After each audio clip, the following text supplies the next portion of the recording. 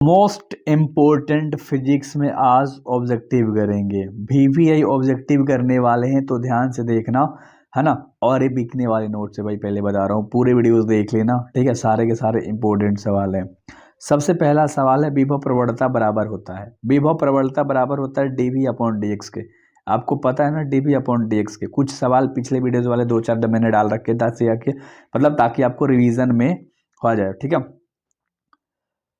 तो आज करने वाले हैं मोस्ट वीवीआई ऑब्जेक्टिव। अच्छे से याद रख लेना, ये सारे के सारे सेल होते हैं, बिकते हैं, बच्चे लेते हैं, जहाँ से नंबर फोड़ते हैं। और एक एक सवाल अच्छे तरीके से लगाना। 3 से 4 सवाल पिछले वीडियो का मैंने डाला है इसमें, है ना। तो मैं देखना चाहता हूँ कि कितने आप लोग पढ़ने वाले हो। विभव प्रवणता बराबर होता है, विभव प्रवणता डीवी अपॉन डीएक्स के बराबर होता है, डीवी अपॉन डीएक्स के बराबर होता है। सी नंबर का ऑप्शन सही है, सी नंबर का ऑप्शन सही है, अच्छे से याद रख लेना। अगला सवाल कह रहा है, जो कि दूसरा नंबर का सवाल है, विभव धारिता की बीमा है। विभव धारिता की बीमा होती है एम, है ना, इनवर्स एल। देखो एम के पावर में ऐसे होना चाहिए था, कोई दिक्कत नहीं है, अच्छे से आप लोग याद रख सकते हो, ठीक है। तो ए नंबर का ऑप्शन याद रख लेना भाई। अगले सवाल हम लोग करने वाले हैं। अगला सवाल देख लो थोड़ा सा। जब किसी वस्तु को आवेशित किया जाता है तो उसका द्रव्यमान क्या होता है। जब कोई वस्तु को आप आवेशित करोगे तो उसका द्रव्यमान क्या होगा, बढ़ भी सकता है, घट भी सकता है। मे बी इंक्रीज और decrease when an object charge its mass. तो अच्छे से याद रख लो, डी नंबर का ऑप्शन सही है, ठीक है। और अगला जो कि 4 नंबर का सवाल है, आवेश का बीमा होता है। ये सवाल आसान है और ये लेकिन वीवीआई सवाल है ना। 80 होता है ना। चलो बहुत बढ़िया, ए नंबर का ऑप्शन तुम्हारा सही है ना। अगला सवाल करेंगे। अगला सवाल कह रहा है, पानी का पैरावैद्युत स्थिरांक होता है। पानी का पैरावैद्युत स्थिरांक होता है लाडलो 80, है ना, अगर आपको पता हो तो पानी का, ठीक है। चलो अगला सवाल करेंगे, जो कि 6 नंबर का सवाल है। विभव क्षेत्र की तीव्रता का विमीय सूत्र पूछ रहा है। विभव क्षेत्र की तीव्रता का विमीय सूत्र क्या होता है, MLT3A इनवर्स, यानी बी नंबर ऑप्शन अच्छे से याद रख लेना, MLT3A इनवर्स, ठीक है। माइनस में 3 है भाई, अच्छे से याद रहना चाहिए आपको, ठीक है। बी नंबर ऑप्शन सही है। अगला, प्रति इकाई आवेश पर लगने वाले बल को क्या कहते हैं। प्रति इकाई आवेश पर लगने वाले बल को क्या कहते हैं लाडलो, उस बल को कहते हैं विद्युत क्षेत्र, इलेक्ट्रिक फील्ड, ठीक है। सी नंबर ऑप्शन सही है, सी नंबर ऑप्शन सही है। और 8वां नंबर सवाल है, आवेशित संधारित्र पर कुल आवेश होता है। आवेशित संधारित्र पर जो कुल आवेश होता है वो शून्य होता है, जीरो होता है, जीरो होता है। ए नंबर ऑप्शन सही है, ए नंबर ऑप्शन तुम्हारा बिल्कुल सही है। माइक्रोफेराडे मात्रक होता है, माइक्रोफेराडे मात्रक जो होता है लाडलो, वो क्या होता है, विद्युत आवेश का होता है, इलेक्ट्रिक चार्ज का, ठीक है। चलो अच्छे से याद हो गया होगा। सॉरी सॉरी सॉरी, मैंने गलत बोल दिया जल्दी में। वैद्युत धारिता का होता है भाई, यहाँ पर सवाल कर रहा था माइक्रोफेराडे मात्रक होता है, तो इसका राइट आंसर हो जाएगा सी, है ना, वैद्युत धारिता का, इलेक्ट्रिक कैपेसिटेंस का। देखो इसीलिए मिस्टेक हो जाता है कभी कभी, है ना। चलो कोई नहीं। अगला सवाल है, जो कि 10 नंबर का सवाल है, विभव मापी से मुख्यतः क्या मापा जाता है। विभव मापी से मुख्यतः विभवांतर मापा जाता है। सी नंबर का ऑप्शन सही है, पोटेंशियल डिफरेंस मापा जाता है, पोटेंशियल डिफरेंस मापा जाता है। ये सवाल वीवीआई है, ये सवाल आपके बोर्ड में हूबहू पूछेगा, तो दिमाग में इतना डाल लेना। वांडी ग्राफ जनित्र एक ऐसी युक्ति है जो उत्पन्न करती है। तो वांडी ग्राफ एक ऐसी जनित्र युक्ति है जो उत्पन्न करती है उच्च वोल्टता। क्या उत्पन्न करती है, उच्च वोल्टता, हाई वोल्टेज उत्पन्न करती है भाई वांडी ग्राफ जनरेटर, ठीक है। तो सी नंबर ऑप्शन अच्छे से याद रख लेना।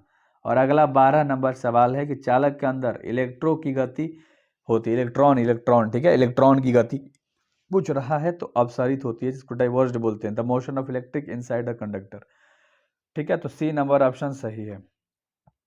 अगला सवाल करेंगे, जो कि 13 नंबर सवाल है। थोड़ा सा अच्छे से देखना, क्योंकि ये सवाल बहुत ज़्यादा वीवीआई है ना, बहुत ज़्यादा इंपॉर्टेंट सवाल है। धातु बने किसी गोलक के चुंबकीय क्षेत्र में दोलन कराने पर उसकी दोलन गति क्या होती है। तो उसकी जो दोलन गति होती है वो क्या होती है, अवमंदित रहती है, जिसको हम डैम्पेड बोलते हैं भाई, इसीलिए बोला था ये सवाल इंपॉर्टेंट है। बी नंबर ऑप्शन अच्छे से याद कर लेना। अगला सवाल कह रहा है 4 नंबर, चुंबकीय क्षेत्र गतिमान कण का अपवर्तित रहता है।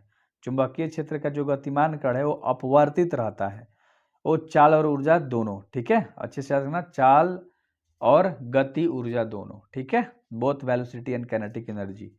तो इसका बी नंबर, और यार क्या मार दिया, डी नंबर ना, बिल्कुल सही है भाई। तो एक एक सवाल बहुत प्यार से कराऊंगा, टेंशन मत लो, जो बता रहा हूं बस करते चले जाओ, ठीक है, मजा आ जाएगा। प्रत्यावर्ती विभव लगाने पर एक दृष्ट धारा उत्पन्न करने वाले संयंत्र का नाम है। तो भाई इसका राइट आंसर हो जाएगा दृष्टिकारी। क्या हो जाएगा? रिफ्लेक्टिफाइड। ठीक है, रेक्टिफाइड, सॉरी रेक्टिफाइड, ए नंबर ऑप्शन सही है, रेक्टिफाइड। ठीक है, ए नंबर ऑप्शन याद रख लेना। अगला 16 नंबर सवाल है कि अनुचुंबकीय पदार्थ की प्रवृत्ति। अनुचुंबकीय पदार्थ की जो प्रवृत्ति होती है वो होती है स्थिर, कांस्टेंट। ए नंबर ऑप्शन सही है, ए नंबर ऑप्शन सही है, कांस्टेंट होती है, स्थिर होती है। 17 नंबर सवाल है किसी एम द्रव्य के भी वेग के गतिमान कण का तरंगदैर्घ्य होता है। तो इसका राइट आंसर हो जाएगा भाई लैम्डा बराबर एच अपॉन एम भी। लैम्डा बराबर एच अपॉन एम भी होता है। ठीक है, अच्छे से याद रखना, बी नंबर ऑप्शन तुम्हारा बिल्कुल सही है, बी नंबर ऑप्शन तुम्हारा बिल्कुल सही है। और अगला सवाल है 18 नंबर, कुछ पदार्थों की चुंबकशीलता एक से कम है, उसकी चुंबकीय प्रवृत्ति होगी। तो उसकी चुंबकीय प्रवृत्ति ऋणात्मक होती है, निगेटिव वाली होती है भाई, अच्छे से याद रख लेना, नॉट पॉजिटिव, निगेटिव वाली। ठीक है, चलो अगला 19 नंबर सवाल है कि चुंबकीय विषुवत रेखा पर नमन कोण का मान होता है। चुंबकीय विषुवत रेखा पर नमन कोण का जो मान होता है लाडलो, वो होता है 0 डिग्री। ए नंबर का ऑप्शन तुम्हारा सही है, अच्छे से याद हो गया होगा, उम्मीद करता हूँ अच्छे तरीके से। एंड देखो ये सवाल इंपॉर्टेंट है, टेस्ला वाला, ये भी यही सवाल है।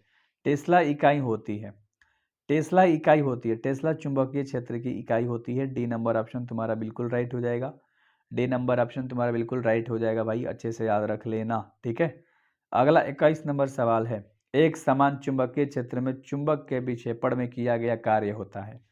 तो इसका राइट आंसर क्या हो जाएगा? इसका राइट आंसर डब्ल्यू बराबर M B into 1 minus cos. ये सवाल इंपॉर्टेंट है, ये अच्छे से याद रख लेना, वरना कंफ्यूजन में रहोगे तो बाद में कहोगे कराया नहीं गया था सवाल। ठीक है, तो सवाल कर लेना। अगला सवाल कह रहा है 22 नंबर, विद्युत लेपन में व्यवहार आने वाली धारा होती है। विद्युत लेपन में व्यवहार आने वाली धारा होती है, वो होती है दृष्ट धारा, जिसको डायरेक्ट करंट बोलते हैं। ए नंबर ऑप्शन अच्छे से याद रख लेना, ए नंबर ऑप्शन अच्छे से याद रख लेना। अगला सवाल करेंगे जो कि 23 नंबर सवाल है, एसी परिपथ में शक्ति केवल व्यय होती है। तो जो शक्ति होती है प्रतिरोध में व्यय होती है। ए नंबर ऑप्शन सही है, क्लियर है क्या? ए नंबर ऑप्शन सही है। अगला सवाल करेंगे जो कि 24 नंबर का सवाल है, 1 हेनरी बराबर होता है, 1 हेनरी 10 के पावर 3 mH के बराबर होता है। ये सवाल कर लेना, ये सवाल भाई साहब VBI सवाल है, पहले बता रहा हूँ, बहुत ज़्यादा खतरनाक सवाल है, बहुत ज़्यादा मतलब खतरनाक सवाल है। अगला सवाल हम लोग कर लेते हैं जो कि ये भी इंपॉर्टेंट सवाल ही है कि अन्योन्य प्रेरकत्व का मात्रक क्या होता है।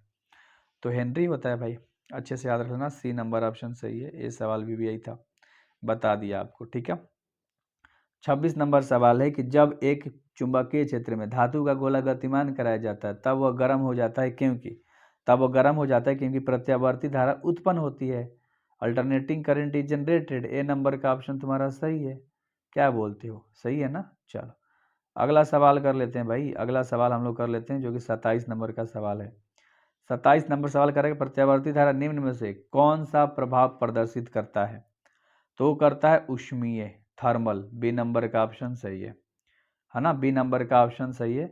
और अगला सवाल करेंगे जो कि 28 नंबर का सवाल है, एक पूरे चक्र में प्रत्यावर्ती धारा का माध्य मान होता है। इसका राइट आंसर हो जाएगा भाई 0, इसका राइट आंसर भी हो जाएगा 0 ही हो जाएगा। अगला जो कि 29 नंबर का सवाल है कि वायुमंडल की अनुपस्थिति में पृथ्वी को आसमान का रंग दिखाई देगा, वो दिखाई देता है काला, है ना। वायुमंडल में अनुपस्थिति में पृथ्वी से देखोगे आसमान तो काला दिखाई देगा। एंड अगला सवाल आप खुद पढ़ रहे हो जो कि मैं होमवर्क देने वाला हूँ, एक स्वस्थ व्यक्ति को मतलब एक स्वस्थ व्यक्ति की आंखें की लेंस फोकस दूरी की लगभग होती है। तो ये सवाल होमवर्क में है कि लगभग में कितना दूरी, चलो बता देना।